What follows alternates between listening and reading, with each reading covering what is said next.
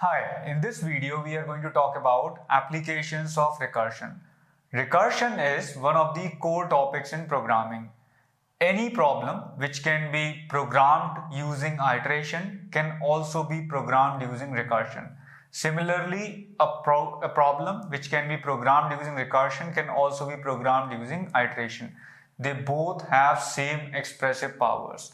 Now the question arises, if we can write equivalent iterative code for every recursive or equivalent recursive code for every iterative, where do we use recursion? Where does the use of recursion come? Here are some examples where we use recursion. First thing is, many standard algorithmic techniques like dynamic programming, backtracking, divide and conquer, they are basically recursive in nature. In dynamic programming, generally the first step is to write a recursive solution. Once we write a recursive solution and we see overlapping subproblems in it, we optimize it using dynamic programming. There are many standard problems which can be solved using dynamic programming like LCS, added distance, and these problems are used a lot in real world life. For example, finding the diff between two files is an application of LCS.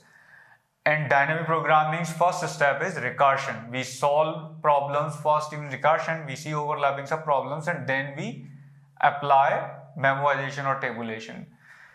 Backtracking solutions are inherently recursive in nature. When we are solving a problem like rat in a maze or n-queen problem that we are going to study, these problem solutions are generally inherently recursive in nature. It's very easy to write recursive code than iterative one.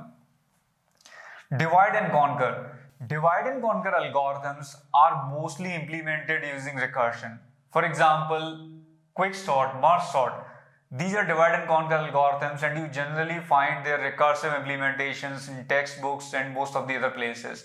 Binary search is also divide and conquer, and people many times write recursive binary search. There are many problems which are inherently recursive in nature. It's very easy to write a recursive code for these problems than writing equivalent iterative code. For example, Tower of Hanoi, we have a separate video on this topic. DFS based traversals, DFS of a graph and other DFS based traversals like in-order, pre-order, post-order traversals of tree, and variations of these DFS traversals, this DFS of graph and variations of these traversals are inherently in nature, inherently recursive in nature. If you write an iterative code, that becomes really complex and unreadable. A real-world example of DFS is searching for a file in your computer. Say you are working on Linux system where you have root folder which has subfolders, and these subfolders have their subfolders, and then you have files. So when you're searching for a file, you do something like depth first search traversal. You begin from the root folder, then you recursively search in one of its subfolders, then recursively search in its subfolders.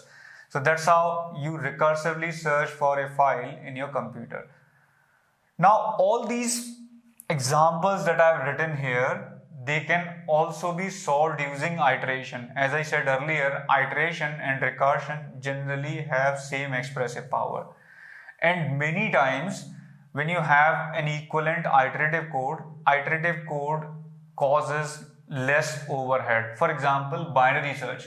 If you write recursive binary search, it's going to take big O of log n auxiliary space, but if you write iterative binary search, it's going to take big O of 1 auxiliary space.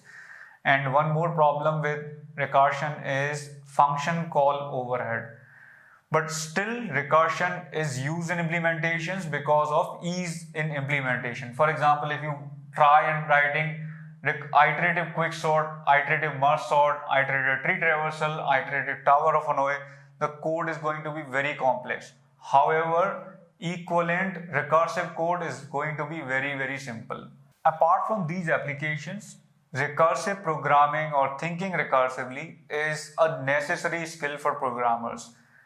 Many problems, as I said earlier, these programming techniques which are core programming techniques, and there are many problems in these techniques, they require you to think recursively. Think of a solution in a way that if you have solution of a subproblem, how do you use the solution of subproblem to solve the bigger problems. So that's what is recursive thinking. It's very much required. Many times we first write recursive code, then we convert into iterative as we do in dynamic programming. Solving problems using recursion is fun also. We are going to solve many problems in the upcoming videos.